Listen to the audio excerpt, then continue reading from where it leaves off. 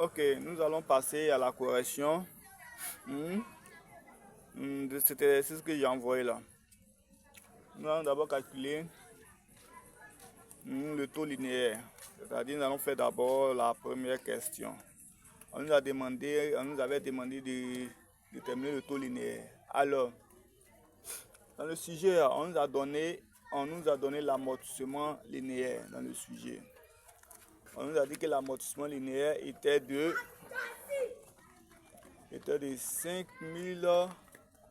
577 500 francs. Hein, l'amortissement linéaire. L'amortissement linéaire qu'on nous a donné, c'est pour une année, c'est pour un exercice. Ok, donc nous allons utiliser cet amortissement linéaire qui nous a été donné pour déterminer le taux linéaire. On sait que quoi? On sait que, donc on répond, on dit, on sait que l'amortissement linéaire est égal à 577 500. C'est bon? Or, la formule de l'amortissement linéaire, sera égale à VO, valeur d'origine fois le taux linéaire, sur N sur 1200. On passe par cette formule parce que ici, on ne connaît pas la durée. Nous ne connaissons pas la durée d'utilisation ou d'utilité. Donc, on ne peut pas passer par la formule de la durée qui est sans sur durée. Donc, il faut passer plutôt par l'amortissement. On pourrait passer par l'amortissement du tableau, mais ici encore, on n'a pas des informations complémentaires. Donc, il serait plus simple de passer par l'amortissement qu'on nous a donné pour nous faciliter un peu la tâche. Donc, ici, je reprends, on dit l'amortissement linéaire égal à VO fois TL sur N sur 1200. Or, on connaît la valeur d'origine ici, c'est la valeur brute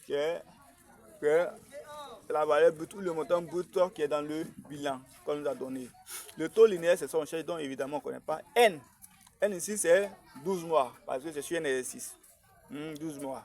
Donc, ce qui va nous donner, si on veut remplacer l'amortissement linéaire qui est là par sa formule, on aura donc VO fois TL sur N sur 1200, qui sera égal à 577 500. Alors, on va remplacer les éléments que nous connaissions dans la formule. On connaît la valeur d'origine qui est la valeur brute, nous avons donné ça en haut ici. Donc on remplace par ça, par là. Et puis aussi, nous allons encore remplacer N12 par là et puis 1200. Alors, quand il finit de remplacer, il va qu'il peut simplifier. Il peut simplifier par 12, en haut comme en bas. Donc, ça va rester ce montant qui est là, la valeur d'origine, fois TL sur 100. Là encore, il va qu'il y a 2 euros en haut, 2 euros en bas. Donc, il les simplifie. Il va me rester cette valeur-là, qui est de 38 500 TL. Alors, les 38 500 TL sera donc égal à 500. Ça sera donc égal à 577 500. Donc, de cela, il tire. Donc, il dit c'est qui va dire que quoi? TL sera donc égal à cette valeur-là, divisé par l'autre.